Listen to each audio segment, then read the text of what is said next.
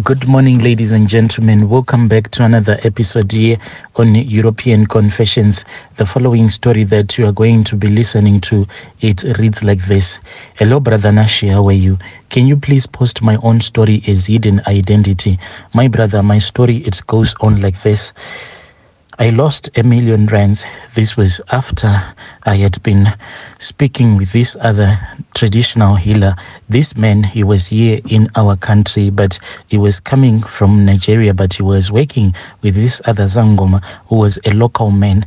This man, until he died, I had been fighting with him so that he can return back the money to me, but I don't know what kind of charms they were using, because I tried to go all over the place, but whenever I would try to go and report this matter, when I went to the small claims court, the matter was never brought before a judge until that man finally left the country, and that Sangoma, soon after that, he just passed away.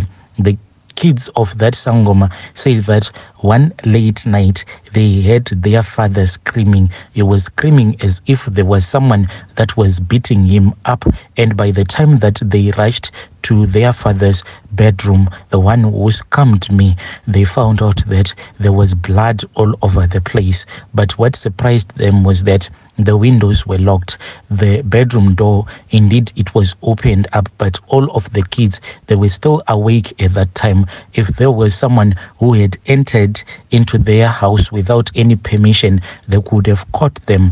And they said that the dogs were not even barking when they started running around trying to find the person who had beaten up their father like that. This man, it was said that the way that he was beaten up, he could not even properly fit in a coffin because his body got so swollen by the way that he had been beaten up. My story, my brother, it started after I had received my payout at work. At that time, I was 50 years old, and I thought that this was the perfect time for me to leave this what I was doing as an engineer. From the very first day that I started working, I started saving my money, putting it aside. And when I reached 50, I said, let me venture into another business, because I knew that I had a lot of money. Then tragedy struck. In that same year, when I stopped working, when I decided to stop working, that was when erectile dysfunction just attacked me like that. As for my wife, me and my wife, we are like ages apart. I got married to my wife after I had worked for a very long time. When I saw that indeed my life is now stable, that was when I decided to get married to the love of my life. Being married to a woman that is way younger than me, it gave me a lot of pressure so that I can satisfy her in bed. Over the years, she kept on telling me that I was able to satisfy her in bed. But at that time, after I had stopped working, when I ventured into this other business, that was when my manhood stopped working. The boy just refused to work. Whenever me and my wife were in bed, when she would touch my manhood after spending a lot of time romancing her, as soon as she will touch my manhood and she will see that nothing is working there, she will complain and she will just say, this thing is more like a generator now. I have to pull it for it to work. So this brought my self-confidence really down. She then started shouting at me for no reason at all. This is what women will do to you when they see that you can't perform in bed anymore. They will just view you as someone that is just useless. She started spending a lot of time with her friends, and I got so scared, and I said, if she is going to start cheating on me, then what am I going to do to her? My wealth was tied to her. If she wanted me out of her life, I was the one who was going to be on the losing side. I had worked so hard for all my life, and I wanted her to be there by my side. I was not ready for a divorce because the small business that I had started, it still needed a lot of capital injection. The moment that she was going to divorce me, everything was just going to fall apart, and my business, my dream was going to fall apart. So even though she was treating me bad like a man, I decided that it was far much better to soldier on. But I stopped her from going out frequently with her friends. And the more that I stopped her, the more that she fought with me. She was like an caged animal. Anything that I will say to her, if I tried to be sweet to her, she will only respond and she will say, yes, you are being sweet with me. So if I respond to you with a kiss, then I take you to the bedroom. Then what are you going to do to me? Because you cannot do anything to me. So I do not want to damage my feelings. I am tired. Try to find something that can assist you. Drink something, man, because this thing, it is just boring me. When she said that, try to drink something, some herbs, some African herbs, so that I can regain my power. My brother, I bought a lot of pills. I bought a lot of pills even online, but they were not working. One day, when me and my kids, we had just gone out for a walk, because I am someone who is always sitting at the computer. I said, today, let me just go out so that maybe the blood pressure can just get down. Maybe this thing of me sitting at the computer all day long is the one that is causing all of this erectile dysfunction.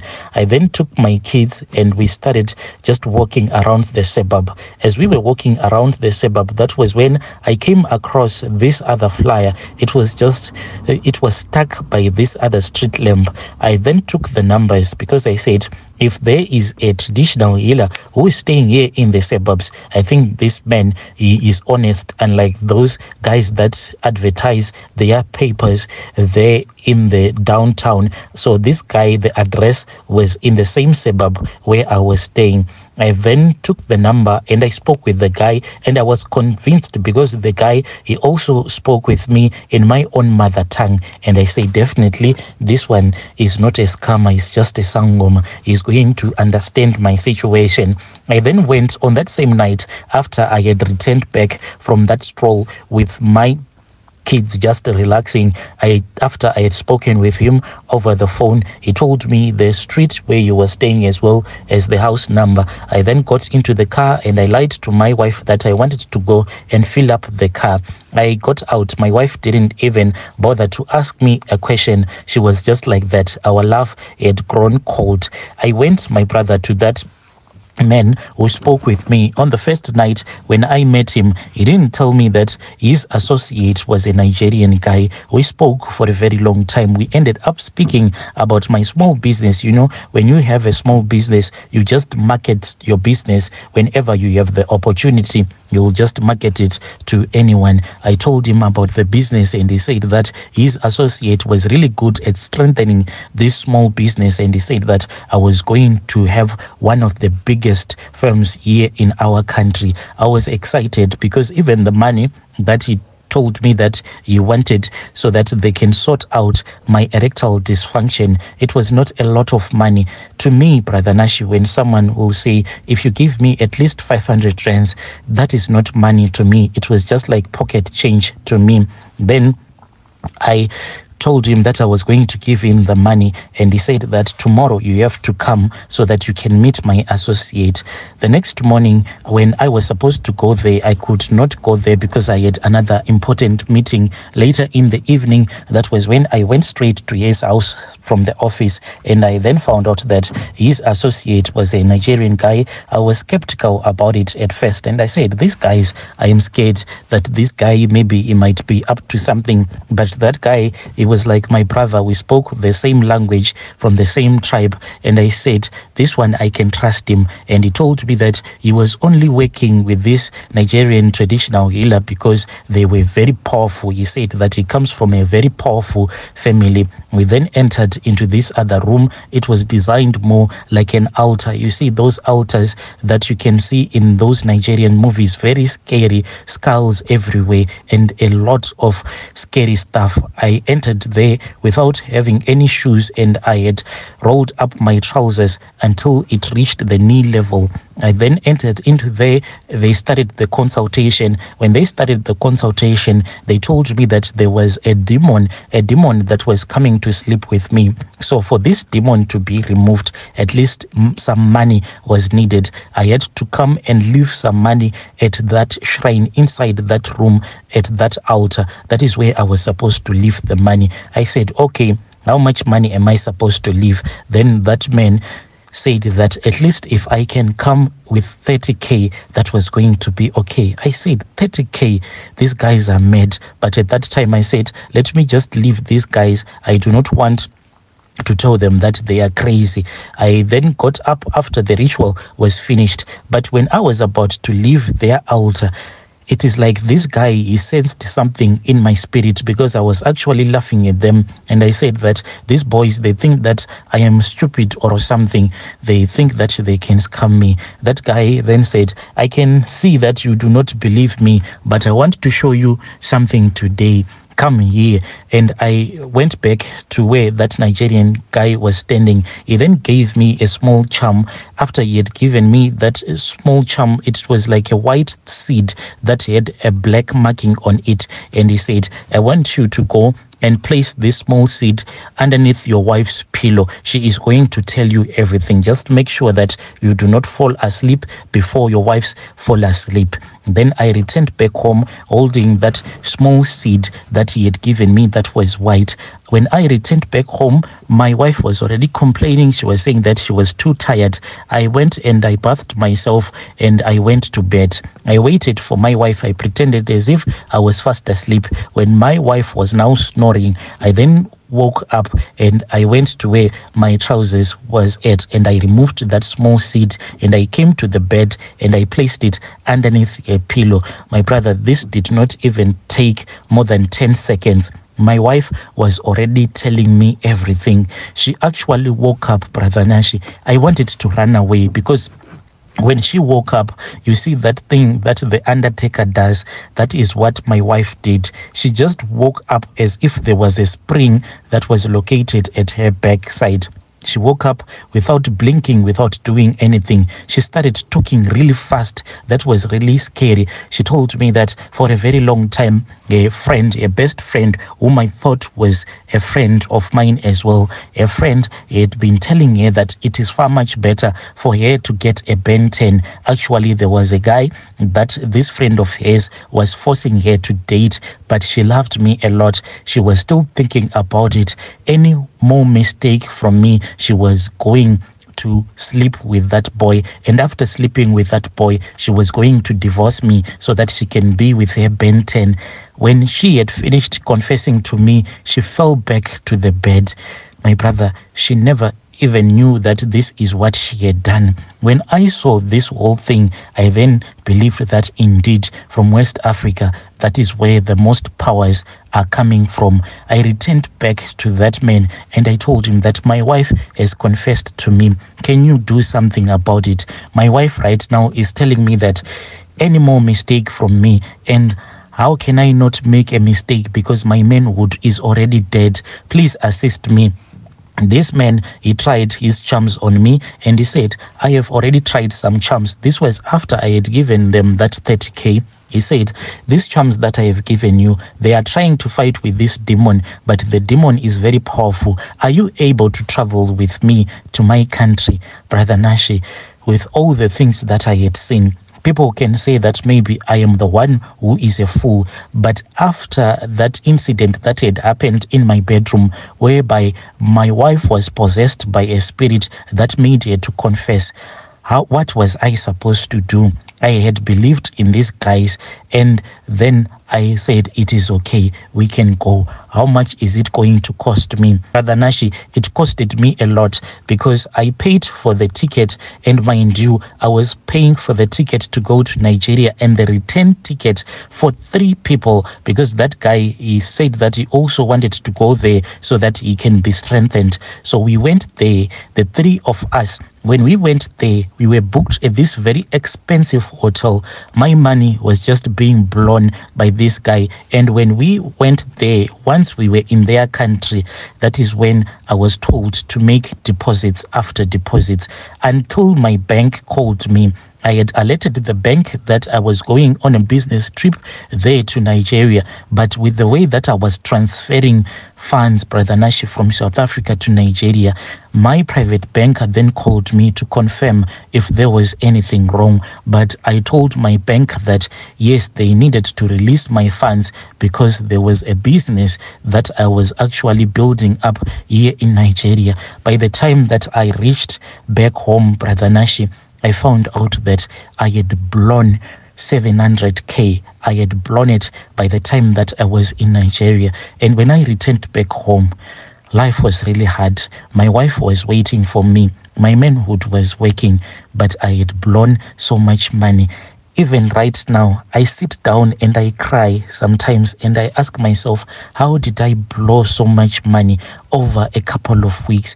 What made me to blow so much money, to transfer just like that until my account was frozen and I had to inform my banker to unfreeze my account, claiming that I was building up a business there in Nigeria. What they were doing was that everything that they wanted, they were charging me in US dollars.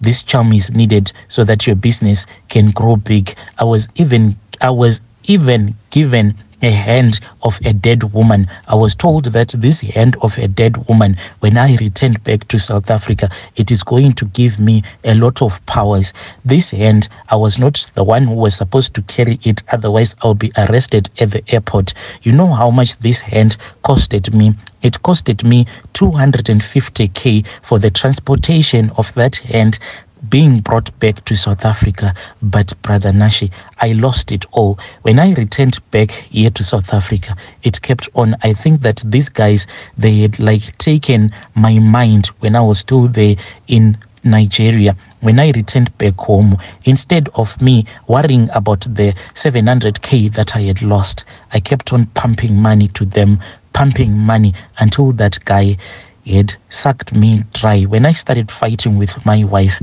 then that guy, he ran back to his country. As for this guy, my South African Sangoma, the one that I trusted, he returned back to his village.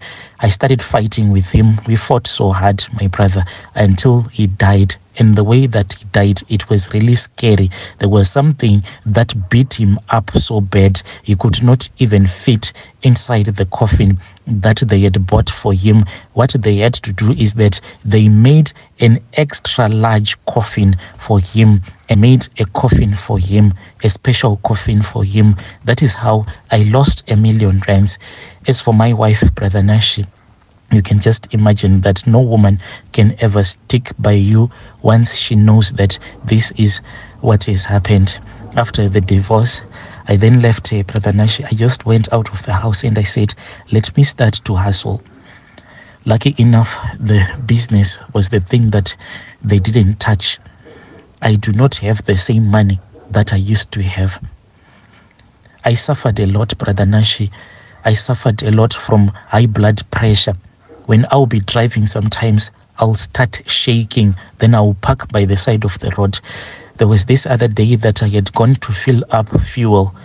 When that guy who was filling up the fuel in my car, when he took out that machine, it was not working. He then returned with that machine so that he can take another machine that had network.